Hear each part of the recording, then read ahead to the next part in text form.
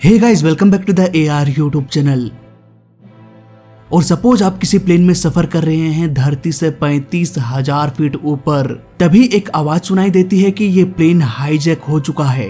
ऐसे में क्या करेंगे आप? आजकल के प्लेन्स बहुत ही एडवांस हो चुका है, पर क्या प्लेन में कोई ऐसी टेक्नोलॉजी होती है जो इन हाईजैकर से आपको और सारे पैसेंजर्स को बचा सके? जानेंगे पूरी कहानी आज के इस वीडियो में। ये है हमारा AR एयरलाइन और मैं हूँ इस प्लेन का कैप्टन AR और आप सब हो मेरे पैसेंजर्स। आप सभी को सुरक्षित डेस्टिनेशन तक पहुंचाना मेरा काम है। प्लेन जैसे ही 35,000 फीट के एल्टीट्यूड में आता है, वैसे ही कॉकपिट में कुछ हलचल सुनाई देती है। जैसे ही मुझे ये एहसास हो जाता है कि कुछ तो गड़बड़ है, वैसे ही तुरंत मुझे कॉकपिट के डोर को पूरी तरह से बंद करना पड़ेगा। और ये डोर तब तक बंद रहेगा जब तक कि मैं ये सुनिश्चित ना कर लूं कि केबिन में सब कुछ ठीक है या नहीं। यहाँ पर कंडीशन फिलहाल ठीक नहीं है। केबिन में गन लिए 2 हाईजैकर्स घुस चुका है। मैं तो कॉकपिट में सुरक्षित हूँ। अभी असल खतरा तो पैसेंजर्स को है, इसलिए आप सबको यहाँ पर सतर्क रहना पड़ेगा। और हाँ, किसी को भी हीरो बनने की कोशिश नहीं करना है। अगर आपको लगता है कि हम 100 लोग हैं और हाईजैकर सिर्फ 2 है, यानी कि आसानी से 2 लापा लगाकर सबको सलट देंगे, तो भाई देखो, आप यहाँ पर गलत हो सकता है आपके बगल के सीट में बैठा हुआ व्यक्ति भी उन हाईजैकर से मिला हुआ हो। आपको बिल्कुल भी नहीं पता कि उनकी तादाद कितनी है, इसलिए आप छक्का मारने के चक्कर में कैच आउट भी हो सकते हो।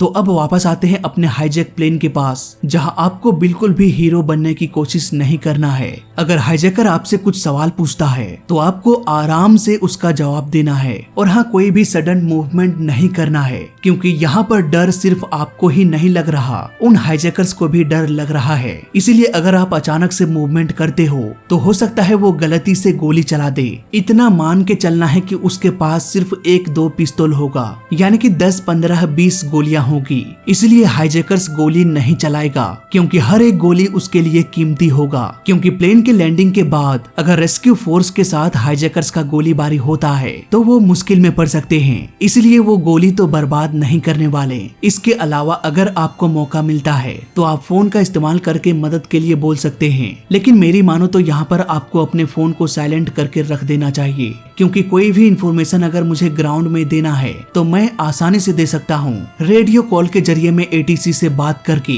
सब कुछ बता सकता हूँ कि यहाँ पर ये सब हो रहा है। अगर किसी वजह से हाईजैकर्स केबिन में भी घुस जाते हैं तो मैं बिना बोले भी ATC को बता सकता हूँ कि हमारा प्लेन हाईजैक हो चुका है। इसके लिए मुझे ट्रांसपोंडर का इस्तेमाल करना पड़ेगा। यहाँ पर मैं 7500 कोड डाल दूंगा और ATC को पता चल जाएगा कि प्लेन हाईजैक हो चुका है, क्योंकि 7500 कोड का मतलब होता है प्लेन हाईजैक। अब आगे जो कुछ भी करेगा कैप्टन करेगा, और आप सभी पैसेंजर्स को साइलेंट होकर हाईजैकर्स का सामना करना है। आपको ये ऑब्जर्व करना है कि उसका पहनावा कैसा है, उसका हाइट कितना है, कौन कौन से हथियार उसके पास है, इन हाईजैकर्स का लीडर कौन है। ये सारी जानकारी बहुत काम की होती है, क्योंकि सपोज अगर प्लेन लैंड कर जाता है और आपको अगर बाहर जाने की इजाजत दे दिया जाता है तो आप रेस्क्यू फोर्स को, स्नाइपर्स को बता सकते हैं हाईजैकर्स के बारे में। ऐसे में आसानी से स्नाइपर सबको निपटा सकता है। खैर, हमारा प्लेन 35,000 फीट पर है और कॉकपिट का डोर बंद है।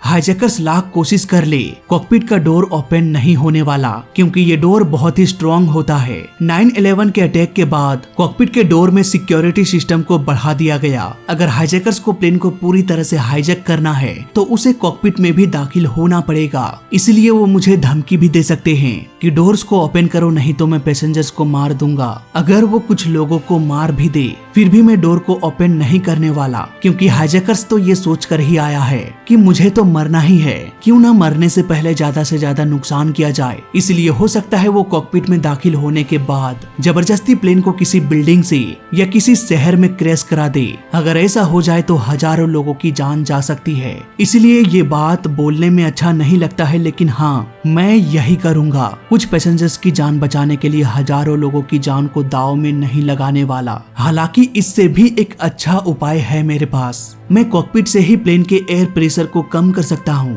ताकि सभी लोग ठीक से सांस ना ले पाए। इसके बाद सभी लोग धीरे धीरे बेहोश हो जाएगा। सभी लोग जिंदा तो रहेंगे पर ऑक्सीजन ना मिलने के कारण अपना कॉन्शियसनेस खो देंगे, दिमाग काम करना बंद कर देगा। हालांकि ऐसे कंडीशन में प्लेन में 15-20 मिनट के लिए ऑक्सीजन होता है, लेकिन उसके बाद तो बेहोश होना ही है। यहाँ पर मुझे एक मौका मिल जाएगा हाईजैकर्स का हथियार अपने कब्जे में लेने का, लेकिन इसके लिए मुझे हाईजैकर्स को पहचानना पड़ेगा। इस प्रोसेस का एक डिसएडवांटेज ये भी हो जाता है कि जैसे ही ये प्लेन 35,000 से 10,000 फीट के एल्टीट्यूड में आएगा, एयर प्रेशर नॉर्मल हो जाएगी और फिर से सभी बेहोश लोग उठने लगेंगे। ऐसे में हाईजैकर्स के पास अगर हथियार रह जाए तो वो और भी आक्रामक हो सकता है, इसलिए ऐसा तभी करना चाहिए जब हाईजैकर्स का पूरा डिटेल मेरे पास हो।